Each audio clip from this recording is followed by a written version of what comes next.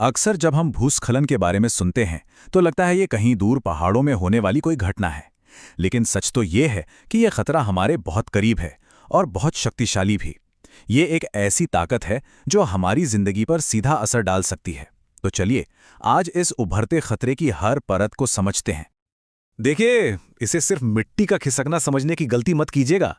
ये एक ऐसी विनाशकारी शक्ति है जो पलक झपकते ही सड़कों को, घरों को और ना जाने कितनी जिंदगियों को अपने साथ बहा ले जा सकती है।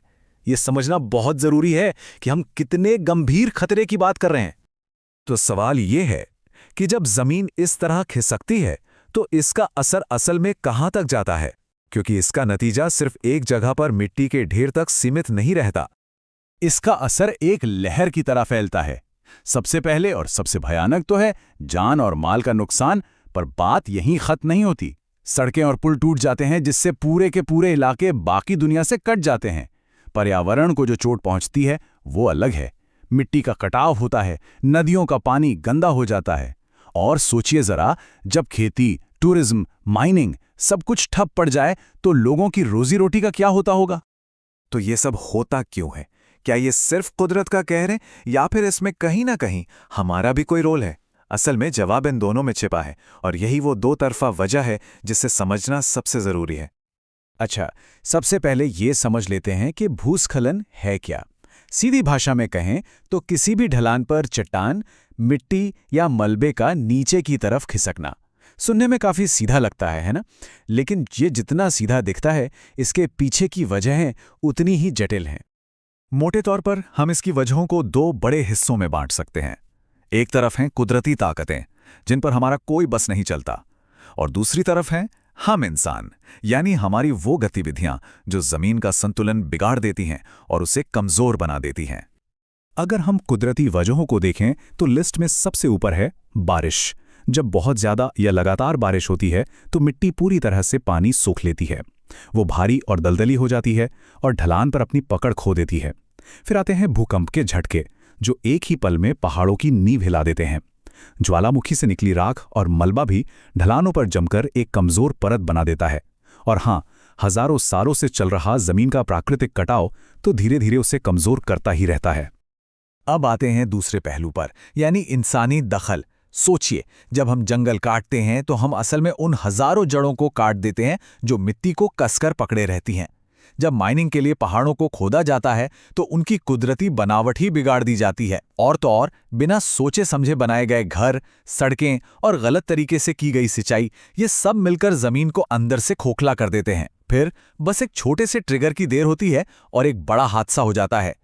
तो जब ये कुदरती और इंसानी वजहें एक साथ मिल जाती हैं तो कुछ इलाके बन जाते हैं भूस्खलन के हॉटस्पॉट। सवाल ये है कि भारत में वो कौन से क्षेत्र हैं जहां ये खतरा सबसे ज्यादा है। भारत में देखें तो 3 इलाके सबसे ज्यादा खतरे की जद में हैं। सबसे पहले पूरा हिमालय का क्षेत्र। यहाँ ऊबड़-खाबड़ पहाड़ भी हैं, भारी बारिश भी होती है और ये भूकंप के लिहाज से भी संवेदनशील है। इसके बाद आते हैं पश्चिमी घाट, जहां मूसलाधार बारिश के साथ साथ बड़े पैमाने पर हुई वनों की कटाई खतरे को बढ़ा देती है। और फिर है पूर्वी घाट, जहां भारी बारिश के साथ बड़े पैमाने पर चल रही माइनिंग भूस्खलन को न्योता देती है। ठीक है, तो हमने खतरों की बात तो कर ली, पर सवाल यह है कि क्या इसका कोई समाधान है? क्या हम हाथ पर हाथ धरे बैठे रह सकते हैं? जी नहीं, बिल्कुल नहीं। अब हम ये देखेंगे कि इस जमीन को मजबूती से थामने के लिए क्या कुछ किया जा रहा है। देखिए, इस खतरे से निपटने के लिए एक मल्टी लेयर्ड डिफेंस स्ट्रैटेजी अपनाई जाती है। इसका पहला कदम है स्मार्ट लैंड यूज प्लानिंग, यानी ये पहले ही तय कर लेना कि कहाँ कुछ बनाना सुरक्षित है और कहाँ बिल्कुल नहीं। दूसरा है वनस्पति प्रबंधन, यानी ज्यादा से ज्यादा पेड़ लगाना ताकि उनकी जड़ें मिट्टी को जकड़ कर रखें। तीसरा है इंजीनियरिंग के उपाय, और चौथा और सबसे जरूरी एडवांस्ड अर्ली वार्निंग सिस्टम, जो खतरे का अंदेशा पहले ही दे देते हैं। अब सवाल यह है कि ये सब बातें जमीन पर दिखती कैसी हैं। तो देखिए, ढलानों को खिसकने से रोकने के लिए मजबूत दीवारें बनाई जाती हैं जिन्हें रिटेनिंग वॉल्स कहते हैं।